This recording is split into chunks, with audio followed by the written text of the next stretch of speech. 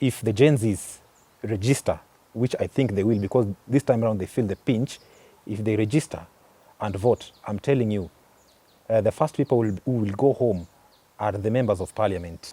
Faye was actually imprisoned. He never even campaigned. Yeah. He actually learned later that he's a president. The military officers came to him in prison. Hey, you are now the president of the Republic of Senegal. So you see, let me tell you something. Yeah. The Gen Zs do not have a leader. Yeah. But of course, a leader is going to emerge within the Gen Zs. Actually wonder which people advise him at times. True. You know, because I believe there are people surrounding him who are just there because they have been given positions, but they may not really have the aspirations or the visions of the president. The president is probably soul-searching. What happened, you see, the first day he gave a statement after the Occupy Parliament. Yeah. If you see the statement that the president delivered and the subsequent statement that he gave the following day, there was an absolute contrast. I actually loved the second statement. You see, the president is the symbol of national unity. So these fundraisers, churches, those things will not work for now, because you see that the country is also annoyed and angered with the clergymen, because they feel that the clergymen are just recipients of funds, and they'll go there when the president is there, they'll lie to the president, everything is okay, just because money has been dished out. Yet they don't want to articulate the real issues that are on the ground. At least say something. True. And you know, he also voted yes. He didn't explain anything. He does not visit us. He doesn't speak in parliament. He does not do anything. You know, much as we are saying MPs can be recalled, you see, it is also a lengthy procedure. Yeah. So what we are doing, we are saying is this. If you know you have been a letdown to this country, if you know you have let down your electorates, you have not represented them well, just prepare yourself. In the year 2027, go away. Often do these MPs even hold barazas to talk to people? What do they think people want is just bursaries?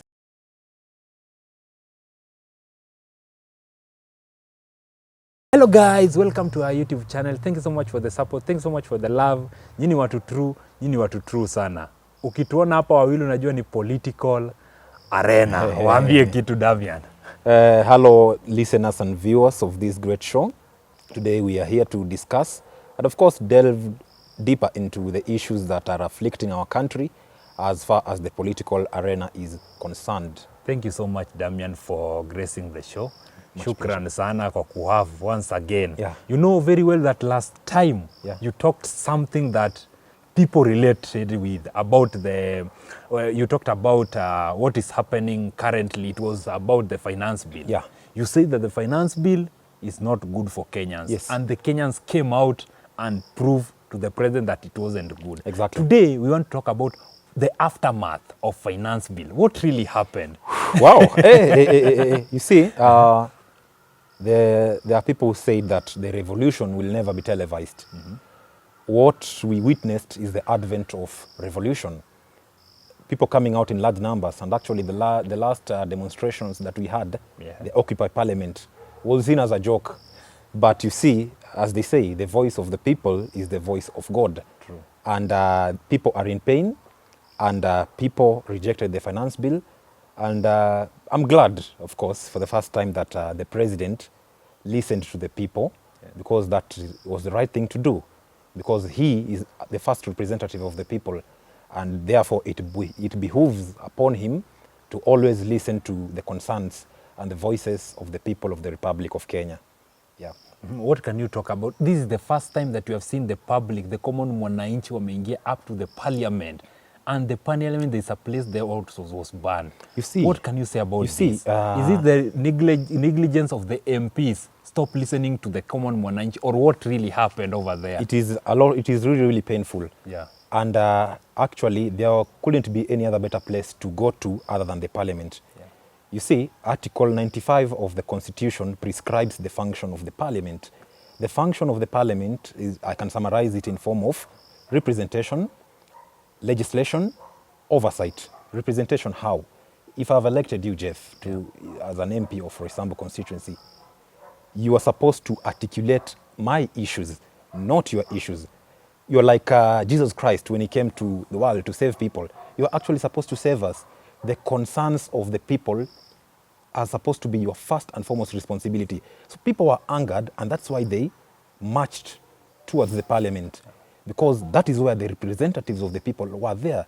And you see, if people opposed or rejected the finance bill, how dare you as a member of parliament go to vote yes? And you will say, I'm voting yes because I don't know, the president did this, because it's the right thing. No, no, no, no, no, no. We do not resonate with what is happening. You go and vote no, because that is what your people are saying. True. Yeah. Okay, let's talk about Kimani Ichung'wah. Today, Kimani Ichung'wah has written to the Speaker Yes. of the National Assembly saying that he wants the land bill to be removed. Why? I'm asking myself, why are the MPs passing the bill, yet they coming back again saying that the land bill should be removed? What's wrong with our MPs? What can you say? It is very, very sad to say this, but you see, I feel the parliament has lost touch with the issues that are afflicting the people. And you see, you have, there is how laws are made. You see, the function of the members of parliament is legislation. And we have individual-sponsored bills, and we have government-sponsored bills. Government-sponsored bills are usually given first priority because it is government anyway, and the legislature is also an arm of the government. Right now, tides are turning against our members of parliament. It is like they are confused. They are like cows, just being driven around. Now you'll see MPs opposing several bills, but you see, this is like a knee-jerk reaction. How often do these MPs even hold barazas to talk to people? What they think people want is just bursaries and all these other things, which actually is not working. True. So let them not hide under, rejecting bills just because Mwananchi is angry. What I would expect the MPs to do right now, for example, let's start with my member of parliament for this constituency, Roysambu constituency, Mr. Augustine Mria Kamande. You have been a big letdown to our constituents. We hold very many youth meetings. We don't see you anywhere. Just recently, several people were killed in Githurai. Yeah, true. You, as a member of parliament, you didn't even issue a statement. True. These are your people. Majority of the people who were killed voted for him. At least, being a representative of the people, at least say something. True. And he also voted yes. He didn't explain anything. He does not visit us. He doesn't speak in parliament. He does not do anything. Much as we are saying MPs can be recalled, you see, it is also a lengthy procedure. Yeah. So what we are saying is this. If you know you have been a letdown to this country, if you know you have let down your electorates, you have not represented them well, just prepare yourself. In the year 2027, go away. We'll find other viable and formidable candidates to replace you. That is not a problem. We do not have leadership deficit in this country. The fact that you are in a position of leadership, it does not mean that you are better than other people. It is because not every one of us can be there. Yeah. It takes upon one person to be there to represent the issues of the people. So this is a wake-up call to the members of parliament. You still have time. You can embark on a tactical retreat, do the Lord's work, serve the people, and then God will judge all of us. Okay, after the MP decided to pass the finance bill, Kenyans came out and they called them one by one. Yes. One by one. They attacked them. They attacked them. Do you think this thing is right, to attack the MP's home, to attack the MP's place? Do you think the reason why Kenya decided to react like that? What was the problem? You see, when somebody when you ignore the voice of people, eventually calamities will befall.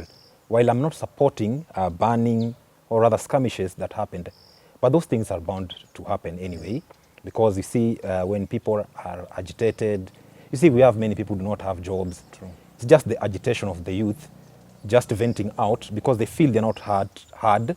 So them reacting the way they did was just to, to bring out their sound so that they can be heard.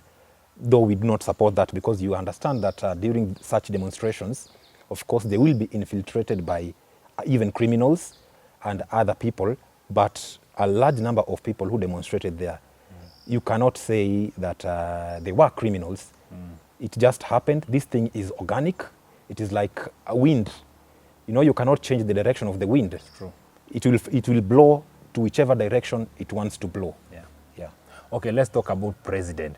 Today, president attended a church ceremony. Yes. But he didn't even, like how he usually do, and Yeah. advertise like I'm going to this place, Yes. I'm going to this place. This time president did tell everyone that anaenda, Yes. alienda Narok. Akuambia mtu yote. What is the problem? And is this the first time that the president of the Republic of Kenya have accepted defeat for the first time since he got into the power? Accepted that I'm leaving this, I'm doing exactly what the Kenya wants.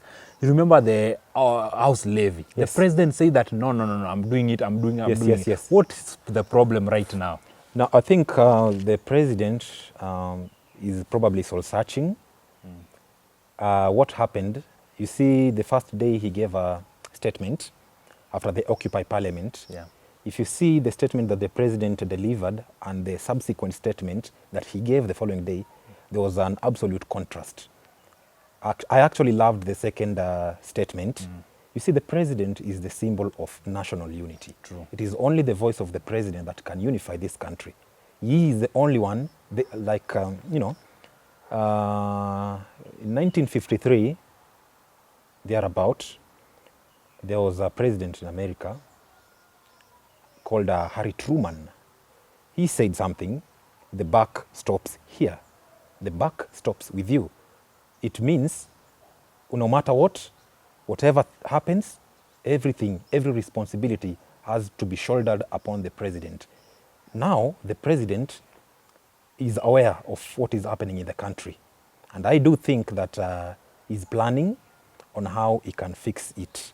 I don't know how things were wrong, and I actually wonder which people advise him at times. True. You know, because I believe there are people surrounding him who are just there because they have been given positions, but they may not really have the aspirations or the visions of the president.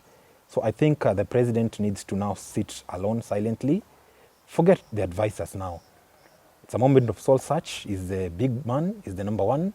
Let him get everything in order, and things will be well. So these fundraisers, churches, those things will not work for now, because you see that the country is also annoyed and angered with the clergymen, because they feel that the clergymen are just recipients of funds, and they'll go there when the president is there, they'll lie to the president, everything is okay, just because money has been dished out.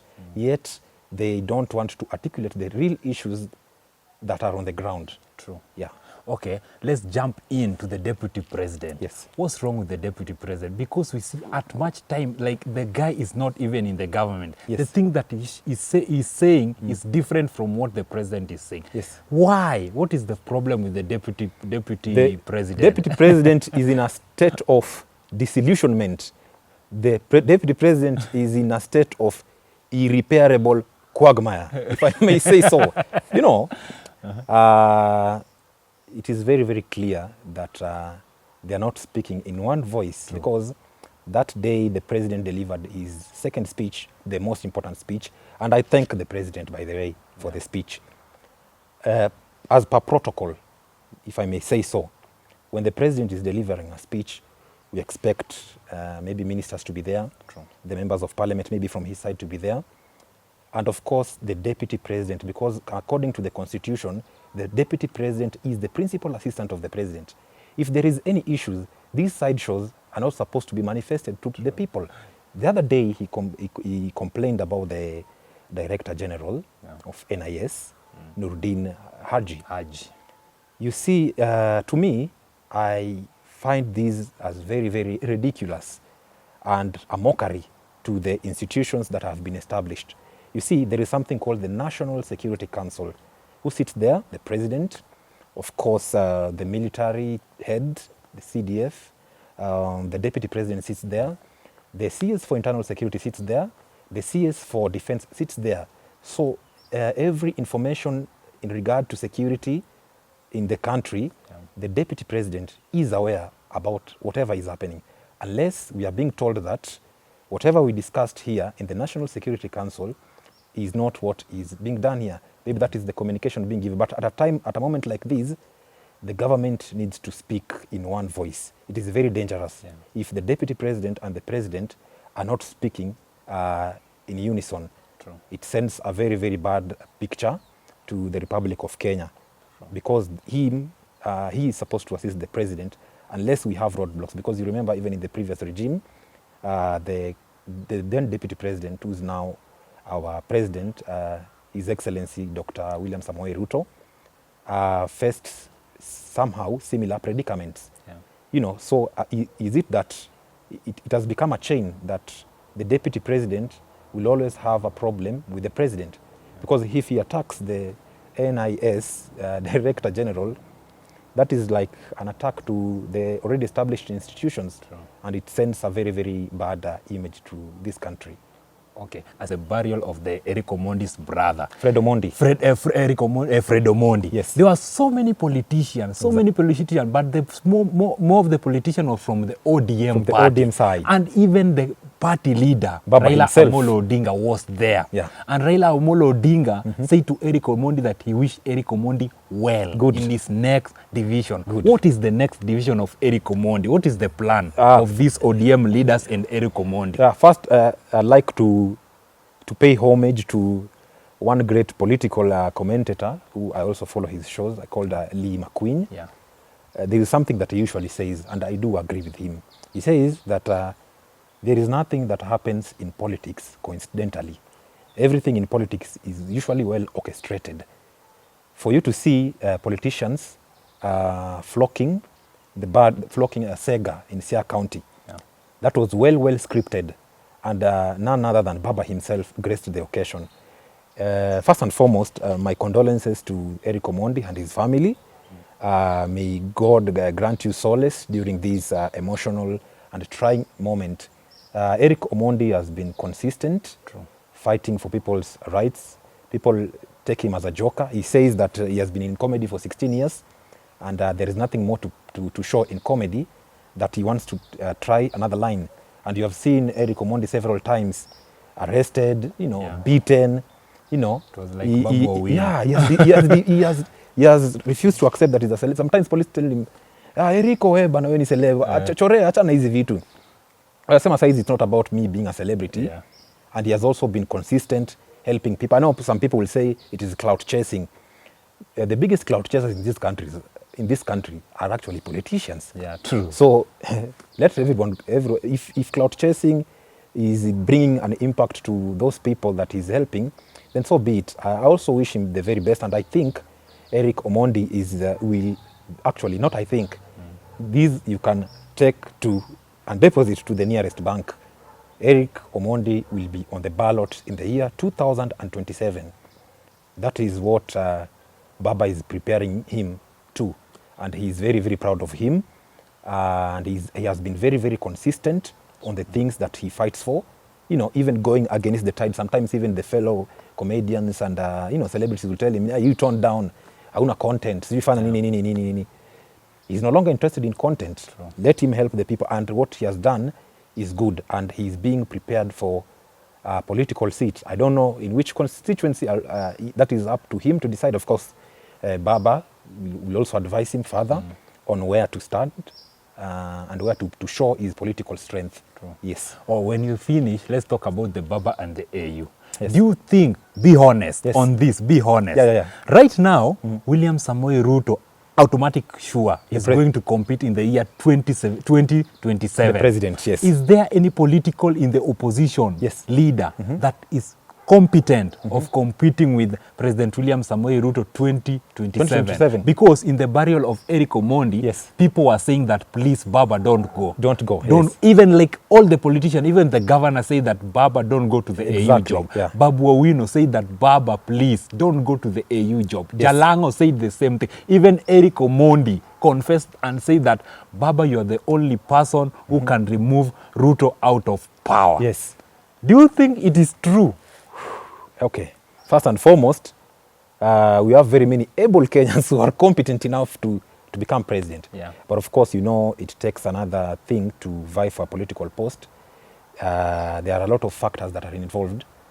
And speaking about the AU, okay, you know, I'm not qualified enough to advise Baba, Yeah. you know, but my 2 cents are, of course, even me internally, I also do feel that we need Raila Odinga around for some time, but that is his decision. You know, the AU position is 4 years. Yeah. That means if he wins the position, which I believe he will, because Baba is both professionally and eminently qualified. If you look at his credentials, dating from way back. So that means that if he clinches the position in the year 2025, so you know the people who vote in AU, Yeah. True. the presidents, Yeah. it is called, there is a structure of AU, it is called the General Assembly. The General Assembly, it's called the General Assembly of the heads of state. So it is the presidents who vote. And I do believe he will clinch the position. But of course, he has a right, like any other Kenyan. He can decide to get the position. And then even in 2026, he can decide to opt out, not just as a result of the presidency. He can even serve for a year or even months. Is it possible? It is very much possible. There is no problem. Because, you know what people do not know Raila Odinga very well. Baba can revamp very many things, even within months. He doesn't need to stay there for a very long time. He might even stay there for a year and then decide to come and vie for the presidency. It is the people calling him back, you know. So, but that is a decision that Raila Odinga will make. You've asked me a question that I don't know whether you are referring to Azimio. Of course, Azimio also has leaders. Another leader who ranks slightly below Baba. Why are not they by vibrant? Like, to be honest, the only political in the opposition, politician in opposition, it's only Sifuna and Babu Owino that are vocal right now. But you know that right now, if you see the other one are dormant. If you see Sifuna talking, if you see Babu Owino talking, that is Baba talking. Yeah. Because Sifuna and Baba, Sifuna, Babu Owino, Caleb Amisi, name them, very, very many vocal young leaders. Those are tentacles of Raila Odinga, you know. So His Excellency Stephen Kalonzo Musyoka has been talking to, but you see, the level, the political clout that Baba has been able to amass over the years is not something that we can easily wish away. It's not something that we can easily replace. It will take probably another generation, maybe Gen Z. Maybe Gen Zs are the only people who can replace Raila Odinga. But as we speak right now, politically speaking, Baba still calls shots, and you saw it yesterday. As you were saying about Kalonzo Musyoka. Exactly. Yeah, Kalonzo Musyoka, of course, is a principal for Azimio. We respect him so much. Also a shrewd politician, the gentleman of Kenyan politics, of course, Kalonzo Musyoka, a very modest guy. But he doesn't command the clout that Raila Odinga possesses, in as much as maybe some people in Azimio will feel that actually Kalonzo should fill into the shoes of Raila Odinga. But like I said, Raila is too big. Kalonzo is also too big. Those are not people that I can advise. I'm just a small person. But anyway, it's an open conversation. True. And the democracy that Baba and Matiba and the likes fought for is the reason why we have a voice to even air out our opinions on what we see in as far as the leadership of this country is concerned. As you are finished, what advice can you give the Gen Z that they are attacking their leaders outside? They are the leaders that voted yes. Yes. What advice can you give them? You can see the office of Kimani Chacha was destroyed. Yes. The club of Oscar Sudi was destroyed. Yeah. You can see the office of KJ was destroyed. The house of Silvanus Osoro was destroyed. The supermarket of GK Karaoke, the MP for Kiona, if I'm not wrong, his 2 supermarkets were touched. The advice that I'll give the Gen Zs, first and foremost, the Gen Zs and the millennials. Yeah. I'm a millennial, I'm not a Gen Z, but we resonate with the issues of the Gen Zs. Because, you're a millennial, I'm a Gen Z. You're a Gen Z. Yeah. We resonate well with those issues. Okay. First and foremost, I want to give hearty congratulations to the Gen Zs. Yes. The change that you are clamoring for is actually good. Many people say that the youth are disinterested in politics, but watch this space, Jeff. If the Gen Zs register, which I think they will, because this time around they feel the pinch, if they register and vote, I'm telling you, the first people who will go home are the members of parliament, you know, because they're the direct representatives of the people. I'm against the idea of course, torching the supermarkets. You know, violence cannot solve anything. But what I'm saying is the MPs should learn from that agitation of the Gen Zs, because the movement that the Gen Zs have begun is like wildfire, spreading so quickly, you know, and they can really, really deal with anybody. At this juncture, it is very, very detrimental, because you see they have insisted that they'll still go back to the streets. Remember, we have a constitution here. Article 37 of the constitution talks about demonstration. It prescribes that anybody is allowed to demonstrate, picket, you know, and as long as you are unarmed, that is what the constitution says. Unarmed, that is what is written in law. So the moment you destroy property, it becomes chaotic. So the constitution supports demonstrations. But like I said, you see, when people come in masses, definitely it must obviously be infiltrated by at least few goons, if I may call them such. Yeah, but the message that they are spreading out is clear, crystal clear, and any reasonable and well-meaning leader should actually heed to what the Gen Zs are saying. Otherwise, you Watch know, out. they should watch out. Okay, as you are finishing, you know very well that the Gen Z wako pale nje, they are striking, they are practicing their democratic right. Yeah. Yet the defense force ametumia, that is Aden Duale, amehakikisha ametoa KDF wakuje wapigane na Gen Z. Yet amechukua KDF aende asaidie polisi. Yeah. Amechukua polisi amepeleka Haiti. What can you say about that? Yeah, what is the problem? The police being sent to Haiti to fight there in Haiti. Yeah, but the the terrains that they don't know, And they they don't yes. know what they are fighting, and Research. they are in Haiti. A classical case study. See, we have West Pokot here. True. Banditry inaendelea mpaka saizi. True. It is because those people understand that terrain very well. You tell me something. If they have not been able to deal with West Pokot, do you think they will manage it? Okay, I know this is a very sensitive discussion. True.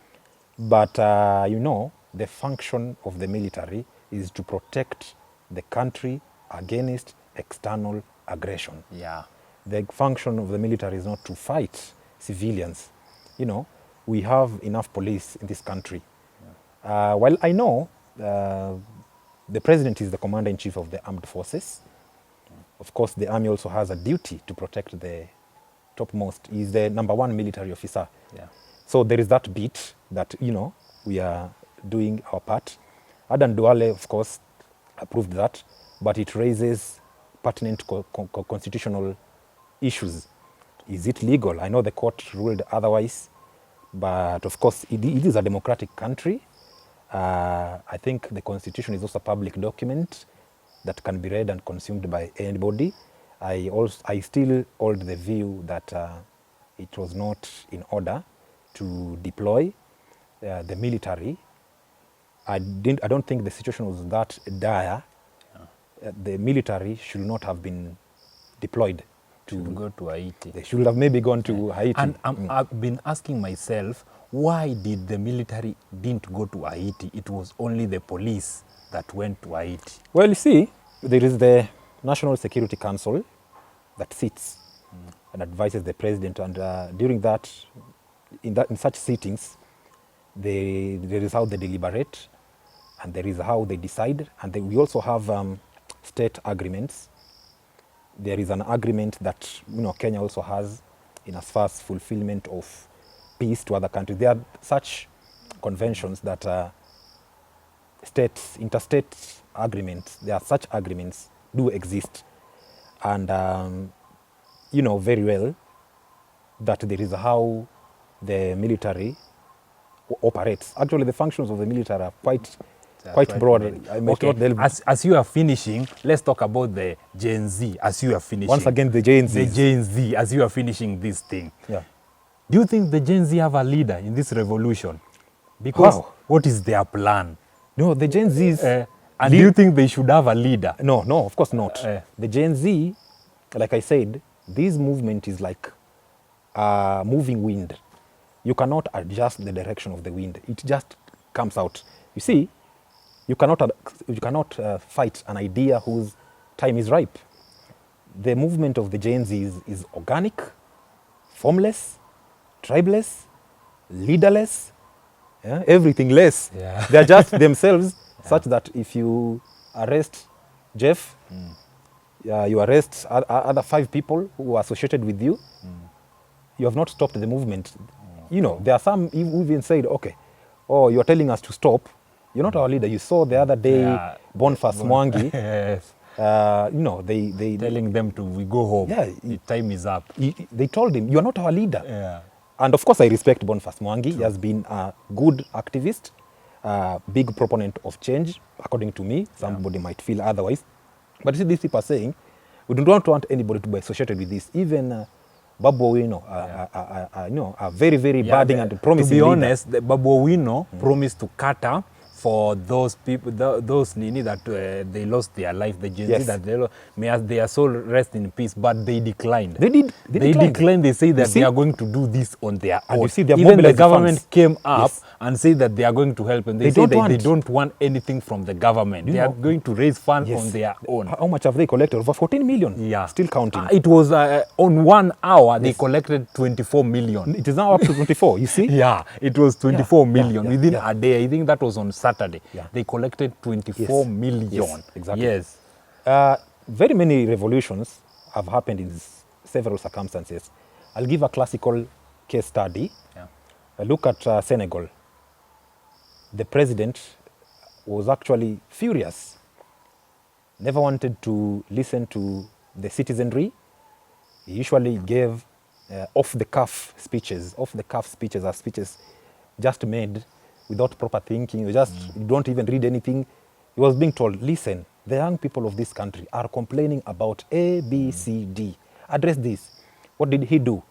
Arrested, there was an opposition leader called Osman. So Osman was the one who was supposed to vie as a president. What did he do? Osman, no, this guy has some charges, some cases, so let us find a way of blocking him from vying. And then there was another gentleman called Faye. That's a French name, I don't know how to pronounce it well. Faye was actually imprisoned. He never even campaigned. Yeah. He actually learned later that he's a president. The military officers came to him in prison. Hey, you are now the president of the Republic of Senegal. So you see, let me tell you something. Yeah. The Gen Zs do not have a leader. Yeah. But of course, a leader is going to emerge within the Gen Zs. That leader is going to be installed by the Gen Zs. It will just take its shape. The revolutions have happened. Look at the Russian Revolution. It was called the Bolshevik Revolution.